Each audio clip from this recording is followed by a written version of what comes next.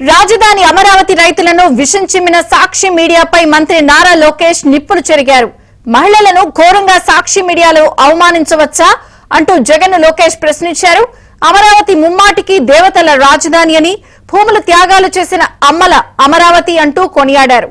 కన్నతల్లిని సొంత చెల్లిని తరిమేసిన దుర్మార్గుడికి మహిళల త్యాగాలు గొప్పతనం ఏం తెలుస్తుందన్నారు. మహిళల ఆత్మ విశ్వాసాన్ని దెబ్బతీసేలా మాట్లాడిన వారిని చట్ట ప్రకారం శిక్షిస్తున్నామన్నారు. మహిళా లోకాన్ని కించపరిచిన జగన్ రెడ్డి గ్యాంగ్ ని ఎలాంటి పరిస్థితుల్లో క్షమించమన్నారు. వెంటనే మాజీ సీఎం జగన్ మహిళలకు క్షమాపణలు చెప్పాలని మంత్రి లోకేష్ డిమాండ్ చేశారు.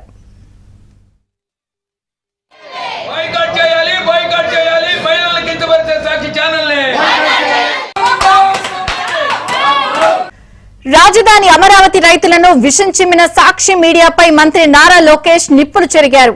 మహిళలను ఘోరంగా సాక్షి మీడియాలో అవమానించవచ్చా అంటూ జగన్ లోకేష్ ప్రశ్నించారు.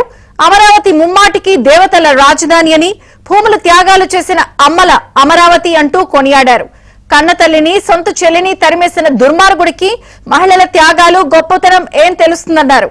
మహిళల ఆత్మ విశ్వాసాన్ని దెబ్బతీసేలా మాట్లాడిన వారిని చట్ట ప్రకారం శిక్షిస్తున్నామన్నారు. మహిళా లోకాన్ని కించపరిచిన జగన్ రెడ్డి గ్యాంగ్ ని ఎలాంటి పరిస్థితుల్లో క్షమించమన్నారు.